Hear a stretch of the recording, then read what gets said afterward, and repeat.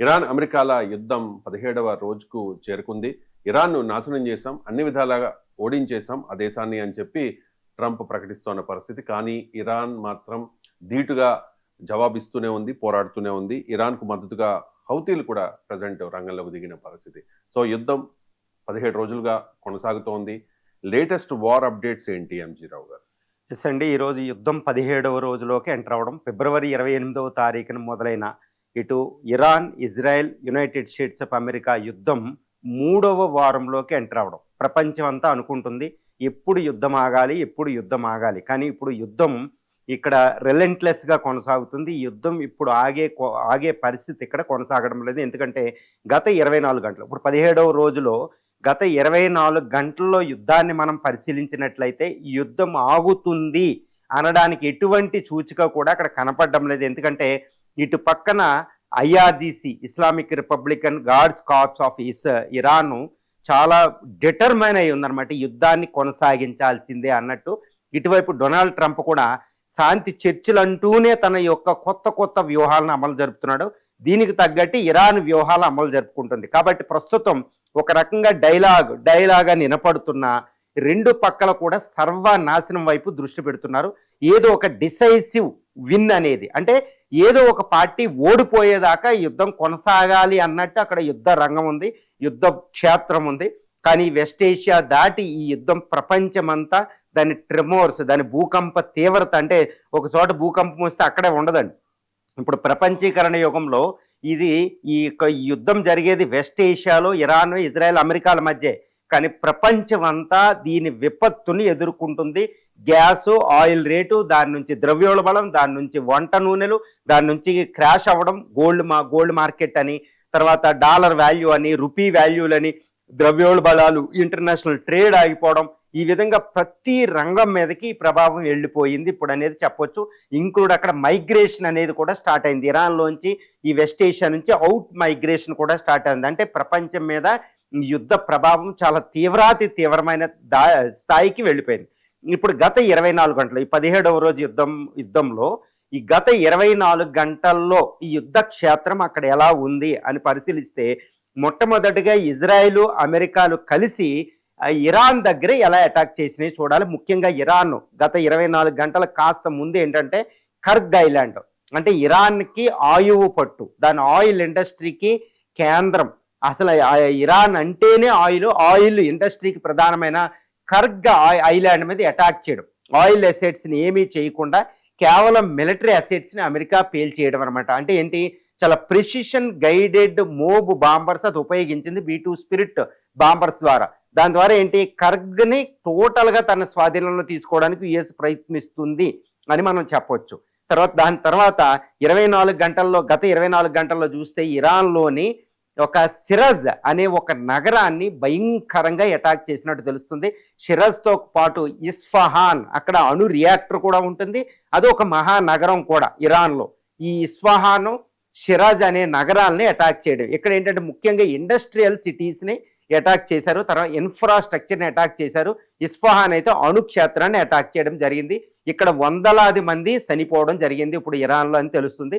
Iran కూడా ప్రకటించింది ఇప్పటివరకు 153 హాస్పిటల్స్ని వాళ్ళు పేల్చేశారు. వందలాది, అంటే 2500 దాకా మరణాలు సంభవించినాయి అన్నట్టు ఇప్పుడు తెలుస్తుంది. ఈ 24 గంటల్లో ఇరాన్ మీద యునైటెడ్ స్టేట్స్ ఆఫ్ అమెరికా, అదేవిధంగా ఇజ్రాయెల్ కలిపి వందలాది యుద్ధ విమానాలు అటాక్ చేస్తూనే ఉన్నాయి. ఇది మాత్రం మనం మర్చిపోకూడదు. ఇరాన్ మీద United states of America, Israel చేసేది ఏంటంటే ఇరాన్ని ఇంకా అసలు యుద్ధం అయిపోయినా ఇరాన్ ఇంకా రికవర్ అవ్వకూడదు. అంటే ఇరాన్ యొక్క infrastructure, oil assets, secret missile, drone ఫ్యాక్టరీలని, తర్వాత పబ్లిక్ ఇన్ఫ్రాస్ట్రక్చరు, వాటర్ ఫెసిలిటీస్ని, తర్వాత న్యూక్లియర్ ప్రోగ్రామ్ని, లీడర్షిప్ని టార్గెట్ చేయడం అనేది ఒక్క గంట కూడా అది విరామం ఇవ్వలేదు. ఫిబ్రవరి 28న మొదలైన యుద్ధంలో అసలు అమెరికా, ఇజ్రాయెల్ ఈ వ్యూహాన్ని మాత్రం ఎక్కడా కూడా అసలు రిలెంట్లెస్ లేకుండా, అసలు ఎక్కడ గ్యాప్ లేకుండా ఇరాన్ కొడుతున్నారనమాట. ఈ 24 గంటల్లో కూడా వీటిని టార్గెట్ చేయడం అనేది అక్కడ మనం చూస్తున్నాం. ముఖ్యంగా అణు క్షేత్రాలను ఈ 24 గంటలు ఎక్కువ అటాక్ చేసినట్టు తెలుస్తుంది. అక్కడ ఇస్ఫహాను, ఫోర్డో, తర్వాత నాటాంజ్ అణుక్షేత్రాల్లో రేడియేషన్ కూడా లీకేజ్ అవుతున్నట్టు తెలుస్తుంది. కానీ ఎవరు ఆ వార్త ప్రకటించలేదు. ఎందుకంటే ఇరాన్ కూడా అది ప్రకటించదు. ఎందుకంటే అక్కడ కోట్లాది మంది ప్రజలు భయభ్రాంతులు అవుతారన్నమాట. ఇరాన్లో కూడా బయట అమెరికా, ఇజ్రాయెల్, ఐఏఈఏలు కూడా ప్రకటించడం లేదు. ఎందుకు ప్రకటించడం లేదు? అక్కడ అణుక్షేత్రాల మీద రేడియో ధార్మికత అంటే గల్ఫ్ అంతా భయపడుతుంది. అది అమెరికా మీద వ్యతిరేకత వస్తుంది, ఇజ్రాయెల్ మీద. కానీ అక్కడ అణుక్షేత్రాలు పేలిపోయినట్టు, సర్వనాశనం అయినట్టు కొన్ని శాటిలైట్ పిక్చర్లో, కొన్ని మనకి న్యూస్ పేపర్లో, ఏజెన్సీల్లో, ఆల్ జజీరా అని, ఇటు చైనా అని, యునైటెడ్ స్టేట్స్, రష్యా ఆర్టీవీ, తర్వాత ఇటు సిఎన్ఎన్, వీటిల్లో మనకు కనిపిస్తుంది. కానీ యుఎస్ ఏం చెప్తుంది? రేడియేషన్ లీక్ అవుతులేదు అంటుంది. కానీ రేడియేషన్ అక్కడ లీకేజ్ అనేది అక్కడ ఉంది అనేది మనకు అర్థమవుతుంది. తర్వాత ఇరాన్ అంతా ఒక ఆమ్ల వర్షాలు, యాసిడ్ రైన్స్ అనేవి గత 24 గంటల్లో కొన్ని ప్రాంతాల్లో, ముఖ్యంగా టెహ్రాన్ సమీపంలో పడిందని తెలుస్తుంది. ఆయిల్ ట్యాంకర్స్ని వీటిని అటాక్ చేస్తుంది. అంటే ఇరాన్ రికవర్ అవ్వకూడదు.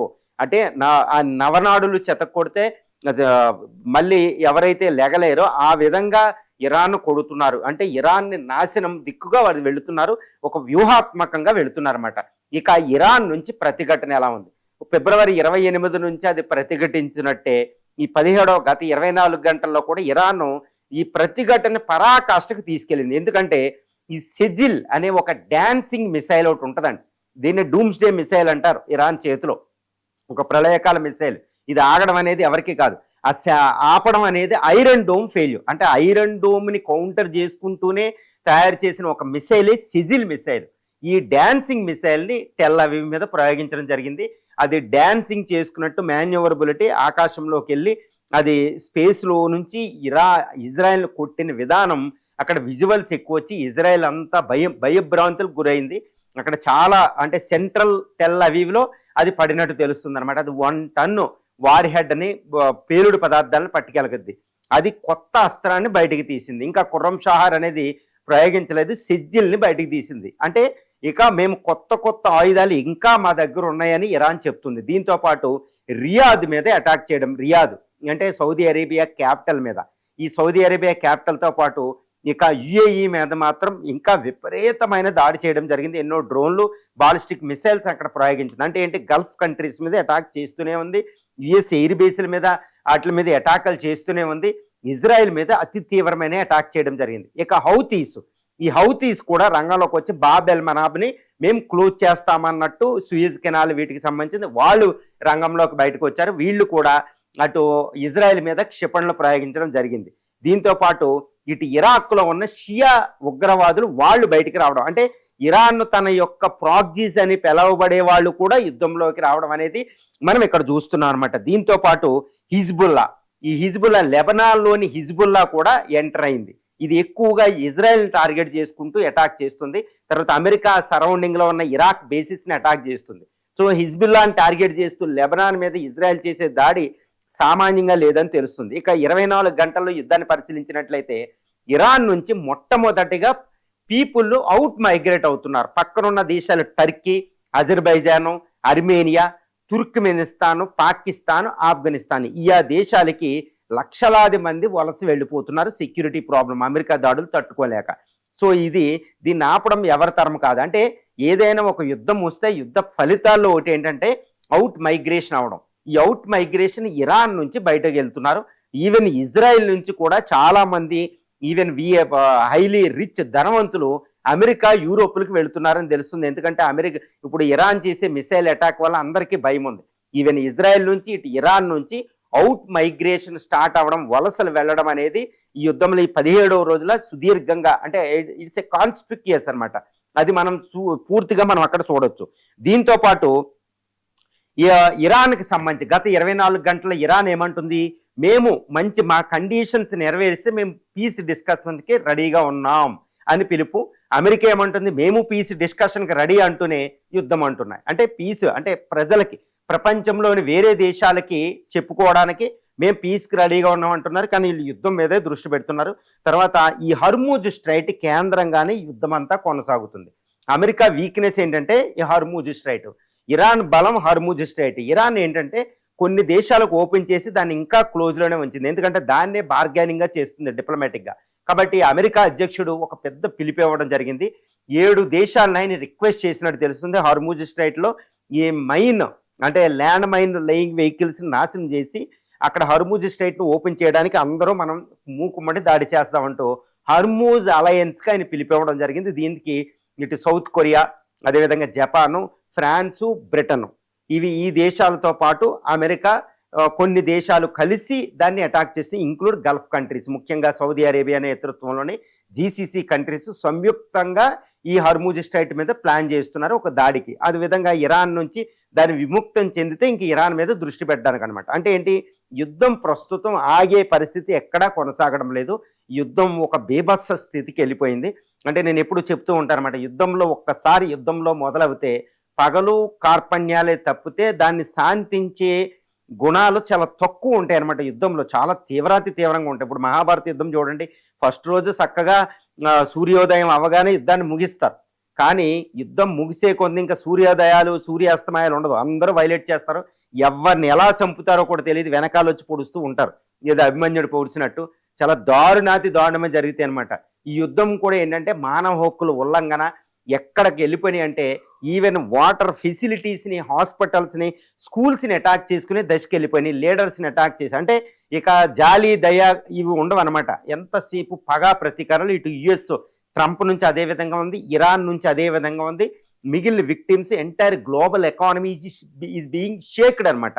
షేకెన్ అంటే entire economy world is shaking now. ఇప్పుడు ఏంటంటే బాబ్ ఎల్ మనాబ్, ఇది హర్మూజ్ స్ట్రైట్ నుంచి బాబ్ ఎల్ మనాబ్ అనే ఒక స్ట్రైట్ కూడా క్లోజ్ చేయబోతున్నారు. అంటే ఇంకా ప్రపంచం ఇంకా అతి ఎక్కువ విపత్కర పరిస్థితికి వెళ్తుంది. ఇప్పుడు దాకా హౌతీస్ రంగంలోకి రాలేదు. యెమెన్లో ఉన్న హౌతీస్ ఇప్పుడు బాబ్ ఎల్ మనాబ్ అంటే ఇటు రెడ్ సీని, గల్ఫ్ ఆఫ్ అడెన్ని కలిసేదాన్ని క్లోజ్ చేస్తారన్నమాట. ఇది క్లోజ్ చేస్తే హర్మూజ్ స్ట్రైట్తో ఇది యాడ్ అయిందంటే ఇక అమెరికా అక్కడ విపత్కర పరిస్థితికి పడిపోతుంది. వరల్డ్ ఎకానమీ అనేది ఇంకా విపత్కర పరిస్థితికి వెళ్ళిపోతుంది. ఈవెన్ ట్రేడ్ కూడా ఆపిపోయే పరిస్థితికి వస్తుందన్నమాట.